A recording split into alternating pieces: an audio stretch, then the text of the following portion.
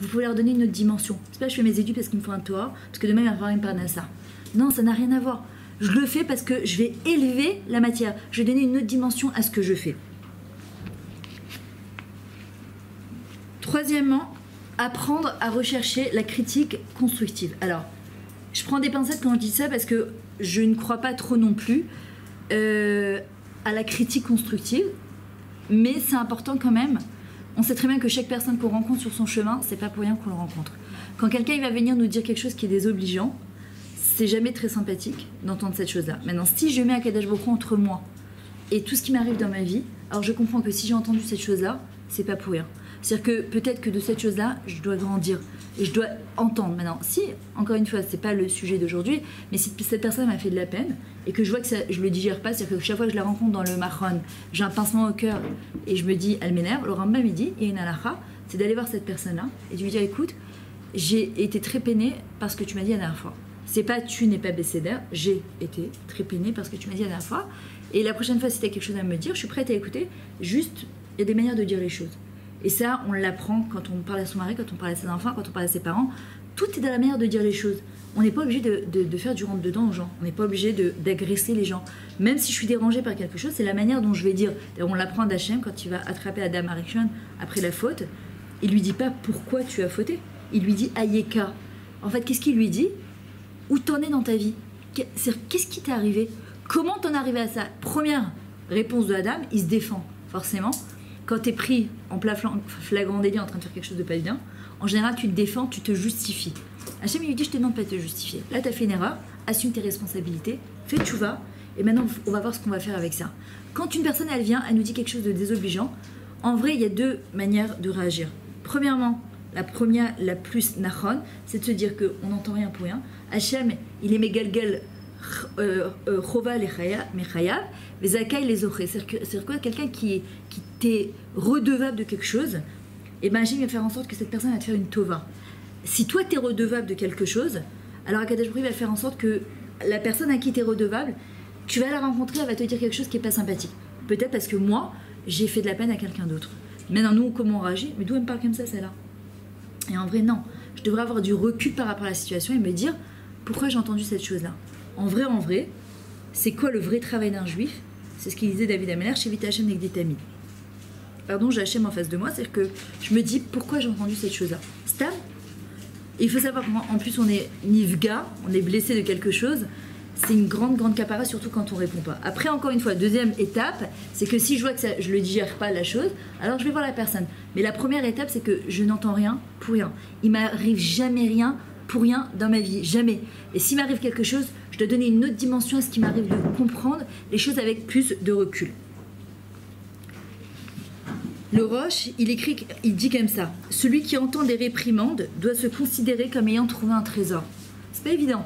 C'est un niveau qu'on doit atteindre. C'est-à-dire que quand quelqu'un il vient et te dit, tu sais, je te dis quelque chose, vraiment c'est pour ton bien, a priori on n'a pas envie qu'on nous le dise parce que c'est pas grave d'entendre des...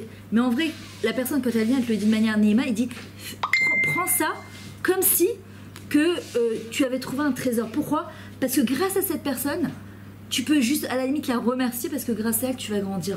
Grâce à elle tu vas te construire. Sans cette critique, ce bicourt-là, cette bicourette-là, eh bien, on ne pourra pas avancer, on ne va pas pouvoir évoluer. David Ameller, quand il s'est fait insulter par Shimi Ben Gera, qu'est-ce qu'il a? Son Sarat Sava, il a dit, il faut ce Kelev Ben Kelev, il mérite la mort. Qu'est-ce qu'il a répondu, David Ameller? Il a dit Azaboto, laisse-le, Hachem Amarlo Klal. C'est Akadosh Baruch Hu qui l'a envoyé pour m'insulter. Et on dit qu'à ce moment-là, c'est devenu le 4e pied du char céleste. Pourquoi? Parce que David Ameller, il avait compris que même ça faisait partie de son tikkun. Non, a priori, t'as un roi. Et celui qui est Mored de Malchut, celui qui se... comment on dit Mored? Il se révolte contre la royauté. C'est plus grave de se révolter contre un roi qui a été choisi par Hachem que de se révolter contre Akadosh Baruch Hu. Parce que celui qui se révolte contre un roi, donc en fait qui a été choisi par Hachem, il en viendra forcément à se révolter contre Akadosh Baruch Hu. Mais David Ameller, il avait compris que de ça, il devait grandir. Et quand on arrive à voir les choses de cette manière-là, d'abord, je veux vous dire, on est beaucoup plus calme, on est beaucoup plus détente. On redonne un céder à diffuser dans notre vie, c'est un ordre de priorité. est-ce qu'on se prend la tête pour tout? Il y a des gens qui se prennent la tête pour tout, pour n'importe quoi. T'as déplacé ici le truc, alors que je t'avais dit que le drap il devait être comme ça.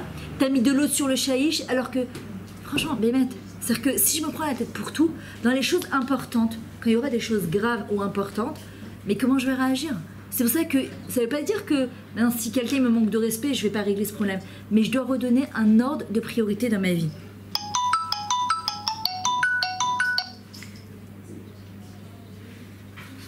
Maintenant, vous savez pourquoi c'est important aussi d'accepter la réprimande et de se faire son propre Heshbon Nefesh.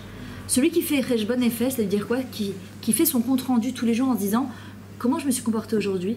Par exemple, ça arrive, on se rend compte qu'on a mal parlé à une personne, on s'est mis en colère, on a fait du Lashon Hara, on a, je sais pas, on a oublié de faire Birkat Hamazon après manger, je sais pas, des choses du quotidien. En vrai, si on se fait son propre din en bas, si on se juge soi-même, on ne sera pas jugé là-haut.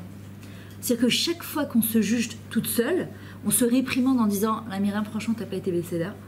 À quel coup je te demande pardon, je me suis mis en colère, je devais pas, j'ai fait du Lashon Hara, j'aurais pas dû. Vraiment, je te demande Mechila sincèrement. Cette faute, elle est effacée. Bezrat Hashem, à l'avenir, je ferai en sorte de mieux me comporter. Quelqu'un qui fait son propre jugement n'est pas jugé là-haut. Je sais pas si vous vous rendez compte, ça c'est le chesed d'Akadosh Baruch Hu. Maintenant, il y a une autre chose aussi, c'est ce qu'on voit chez l'autre qui nous dérange, et ça les gens ont beaucoup de mal à l'accepter, mais c'est exactement. Et ça, quand je dis ça, souvent les gens, alors parfois quand c'est avec des couples, la dernière fois on avait fait un cours avec mon mari, avec des couples, mon mari parlait aux hommes, moi je parlais aux femmes, on expliquait justement que l'autre c'était ton miroir. Ah, il y en a qui ont sauté, on disait mais ça va pas, déjà je supporte pas ce trait de caractère chez mon mari, ne me dis pas que c'est mon miroir. Ainsi, mais c'est tellement fin en fait. C'est pas ton miroir de manière gassa comme ça, de manière grossière, c'est pas ça du tout. C'est dissimulé d'une autre manière. Par exemple, regarde, si je reproche à quelqu'un, on te dit si tu te regardes à la glace et que tu vois que ton visage il est propre, d'accord? Si tu vois qu'il est sale, c'est qu'il y a un problème. En général, l'autre, on te dit c'est ton miroir. C'est-à-dire que si je vois une saleté chez l'autre, c'est qu'il y a quelque chose chez moi. Si par exemple je vois quelqu'un de Mechael Shabbat, et je me dis, oh, non, franchement, ça a abusé, comment c'est possible? En plus, il vient d'une famille religieuse, je comprends pas qu'est-ce qui lui est arrivé. C'est que moi-même, dans une dimension de mon Shabbat, apparemment, il y a quelque chose que je dois les taken. C'est-à-dire que je ne vois rien pour rien dans la vie. Si je vois quelqu'un, par exemple, je sais pas, parler à la synagogue le Shabbat, je dis, non, mais franchement, c'est abusé. C'est absurde de parler à la Beth Knesset. Il n'honore pas l'endroit. Kanire que moi, dans un autre endroit, pas spécifiquement ça. Ce que je reproche chez l'autre, c'est qu'il y a quelque chose chez moi qui ne va pas. Et c'est pour ça que la Torah vient et nous invite, elle nous dit la doune, les kav zechut. Pourquoi la doune, les kav zechut, c'est important? Parce que quand tu juges favorablement l'autre, forcément, tu seras aussi en mesure de te juger favorablement. Le Baal Shem Tov, il dit quand on arrive à 120 ans, qu'est-ce qui se passe? Akadosh Baruch Hu, il va nous faire défiler toute notre vie devant nous. Mais non, on ne va pas le savoir. On ne sait pas que c'est nous. Et on devra se juger soi-même. Quand une personne, elle a appris à juger favorablement les autres, c'est-à-dire que dans des situations où, par exemple, tu te dis comment tu veux que je juge favorablement? Franchement, Rabbi Levi Yitzhak Miberdichev, lui, il avait ce koach-là, dans même les situations les pires, de se casser la tête et se dire attends, c'est un enfant d'Akadosh Baruch Hu. Je peux pas venir taper sur les enfants d'Akadosh Baruch Hu. Comment je vais faire pour trouver un point positif chez l'autre? Ce qui se passe, c'est que quand tu trouves quelque chose de positif, et toute ta vie, tu t'obliges à trouver des choses positives chez l'autre, quand j'arrive à 120 ans, ma neshama, elle aura pris ce pli-là de juger favorablement. Donc quand ma vie, elle va défiler devant moi, donc ça sera moi, mais ma neshama ne saura pas que ça sera moi, je serai en mesure de bien me juger. Mais quand quelqu'un, chas v'shalom, il est mécatrek tout le temps, il est toujours en train d'accuser et de dire ouais mais bon c'est trop facile, ouais mais franchement il exagère, combien de fois on l'a dit de pas venir en pantalon à la synagogue, vraiment c'est abusé. Ce qui va se passer, c'est que quand je vais arriver à 120 ans, quand je vais voir ma propre vie, mais je me jugerai de la même manière. C'est-à-dire, je me ferai mon propre jugement. Et c'est pour ça que c'est important de comprendre que l'autre, c'est mon reflet, et que la Avodat Alamidot, si Hachem il avait voulu, il m'aurait mis dans une montagne tout là-haut, en me disant, bah, il n'y a pas de difficulté de ne pas faire de la Lashon Hara. Je suis seule, je suis isolée. Hachem me dit, non, pas du tout. C'est pas comme ça que ça marche. C'est tu vas vivre dans ce monde-là, avec des êtres humains qui sont différents de toi, des hommes, des femmes, toutes sortes pourquoi on te dit, il y a Shilim Panim la Torah, il y a 70 manières de réfléchir, de penser la Torah. C'est pas pour rien. C'est pour ça que c'est débile, excusez-moi, mais je trouve ça débile, parce que je suis Bressa ou parce que je suis Chabad ou parce que je suis Litaï. de penser que je détiens le maître, la mytho. Mais c'est n'importe quoi. C'est-à-dire que, non, chacun, il a sa manière d'apprendre la Torah, et chacun, il a son explication. Il y a plusieurs chachamim, il y a plusieurs manières d'expliquer la Torah, et il va être plus adapté, une explication va être plus adaptée en fonction du tikkun de l'autre. Et je peux pas dire que moi, ce que je pense ou ce que je fais, c'est beaucoup plus vrai que quelqu'un d'autre. Zelo nachon birka. C'est pas vrai. Alors, si je veux faire attention pour m'améliorer de comment je juge les gens, en vrai, qu'est-ce que je dois faire? Je dois, par exemple, aujourd'hui, je décide, là, on décide, Bezrat Hashem, que jusqu'à ce soir, j'essaie de faire un peu plus attention à ma manière de penser et de réfléchir. Est-ce que quand j'observe les gens, j'ai une tendance à juger? Est-ce que je juge trop facilement? Comment je réagis? Et à la fin de la journée, de faire le bilan de ça. Maintenant, dans chaque avodat à la midot, l'omeshane, quelle qu'elle soit, il faut faire attention à ne jamais être kitsoni, ne jamais tomber à l'extrême. Les gens qui font trop vite, ils dégringolent aussi très vite. Yaakov Avinu, il nous l'apprend avec l'échelle. C'est quoi ce rêve qu'il a fait, des anges qui montaient et qui descendaient? Il l'explique comme ça. Il dit c'est que on peut pas escalader ou comment dire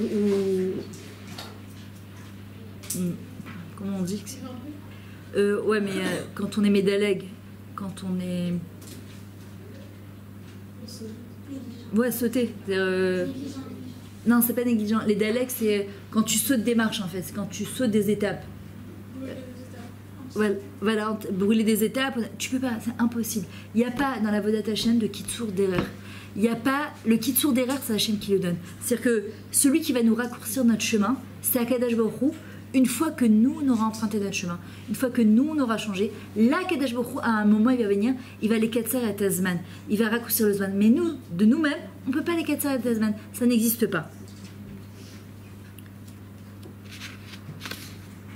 Maintenant,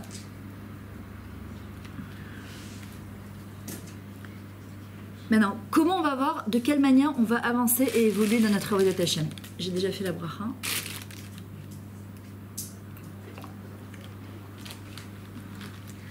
Alors, il y a marqué dans le Talmud, parce qu'Akadosh Baruch Hu est clément, miséricordieux, toi sois aussi clément, miséricordieux. Ça veut dire quoi? On sait qu'Akadosh Baruch Hu, il détient les 13 midot de Rachamim, ou El, Rachon, Vechanoun, El Rachapaim, Verafresel, etc. C'est-à-dire de la mesure dont on se comporte, que doit Akadosh Baruch Hu se comporte, nous aussi, on doit se comporter. Tu vas dire, attends, Hachem, c'est Hachem, et moi, c'est moi. On te dit, oui, mais Adam, Domé la Elion, on ressemble à Hachem. Ça veut dire quoi, on ressemble à Hachem? On est une partie du divin. On doit copier sur ces midot. Akadosh Baruch Hu, avant de se mettre en colère contre nous, et Baruch Hachem, et tant mieux pour nous, il prend beaucoup de temps.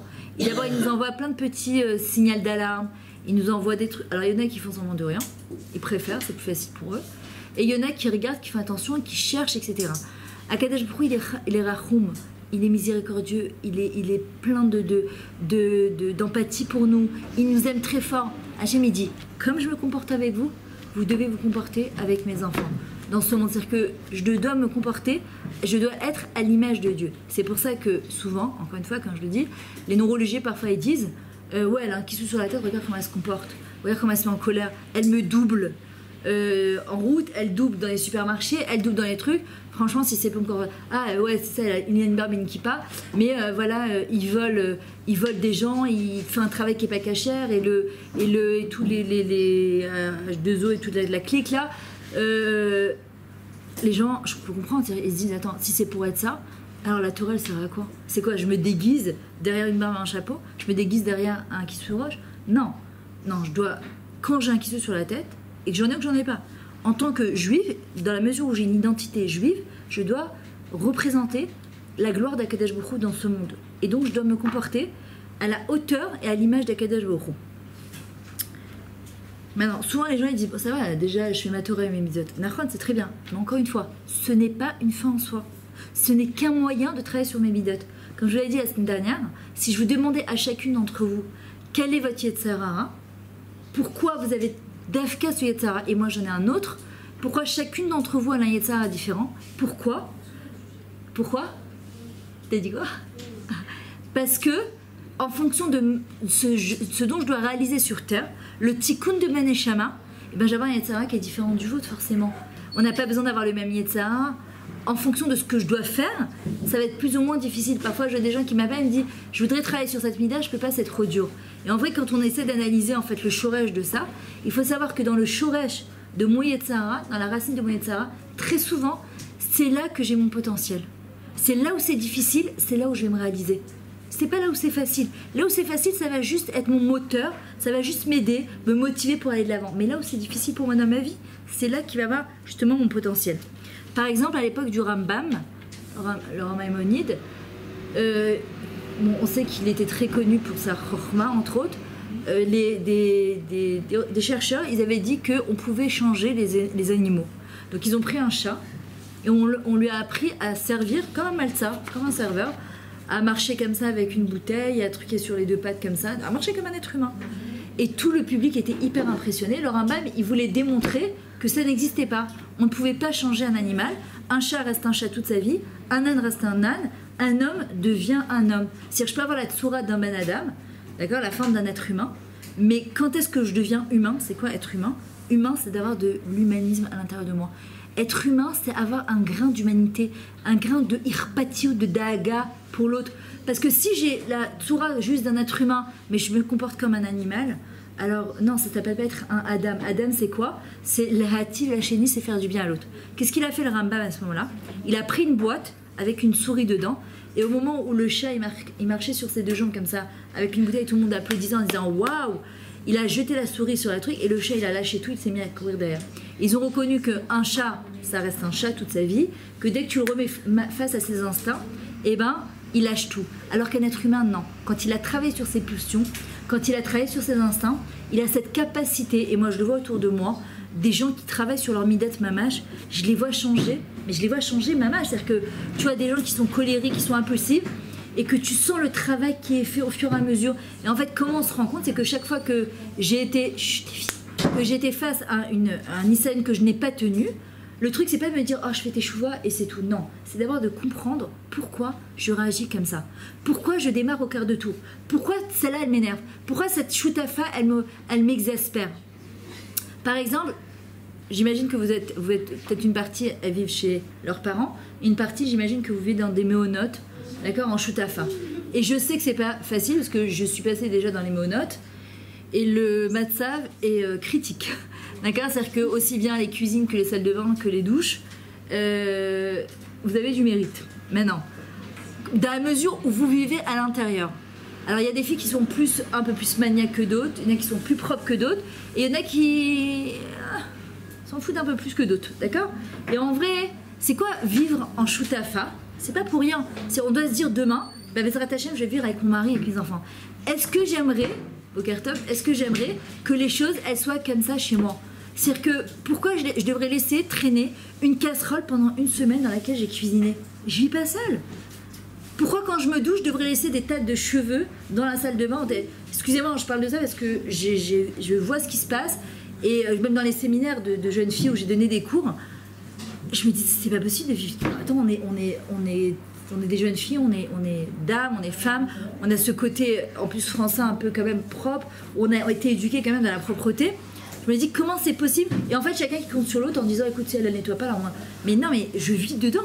Je peux pas accepter de vivre dans cette poubelle-là, c'est pas possible. À un moment, je sais pas, quitte à s'asseoir avec les copines et discuter en se disant, écoutez, comment on va faire pour que moi, mon appartement, il doit être propre. C'est-à-dire que notre cuisine, elle doit être propre. C'est notre chambre, elle doit être propre. Notre salon, il doit être propre. On vit dedans. Je sais pas, on a un plaisir de rentrer dans les monotes. Je sais que je vais passer encore 1 an, 2 ans, 3 ans là-bas. Non, alors si les choses, elles vont pas, j'attends pas que les choses, elles changent de l'extérieur. Moi, je vais faire la démarche pour que les choses, elles changent.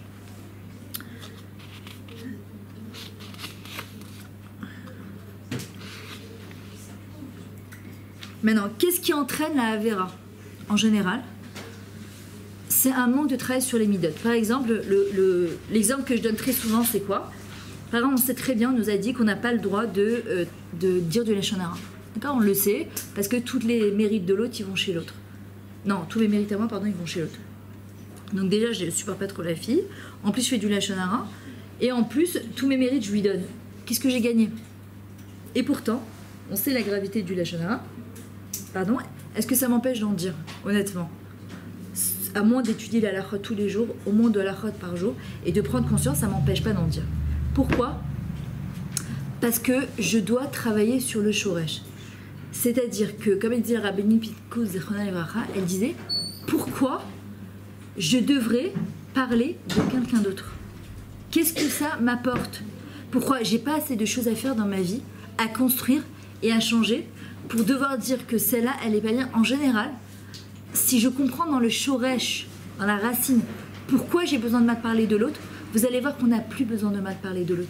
Parce que c'est ce qui me motive à parler. C'est soit que pour me relever moi, ben je vais monter sur la tête de l'autre, d'accord? Soit ça vient d'un problème de jalousie, soit elle m'énerve, soit elle est plus moutzlachat que moi. Il y a 1 milliard de raisons qui va faire que je parle mal de l'autre.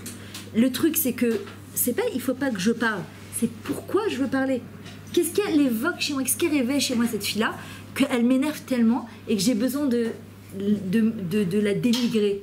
Quand je comprends ce qui se passe, vous allez voir, je n'ai plus besoin de mal parler. La colère, c'est pareil. Quelqu'un qui a tendance à se mettre en colère, le truc, c'est pas à sa source de se mettre en colère, c'est il y a quelque chose qui appuie sur un bouton à l'intérieur de moi qui fait que je réagis au quart de tour.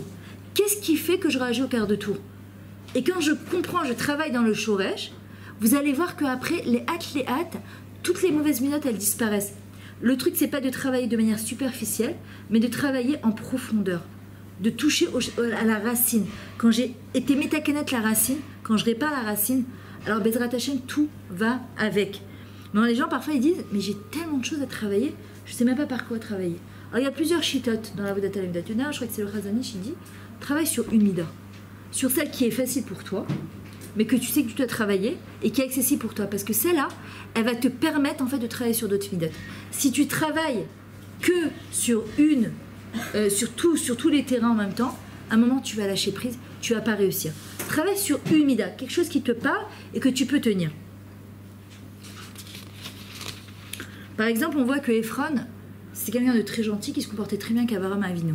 Mais quand il va être touché dans le côté de l'argent, quand il va devoir enterrer Sarah, il s'oublie complètement. On sait très bien quand est-ce qu'on reconnaît un être humain. Kiso, koso, kaaso.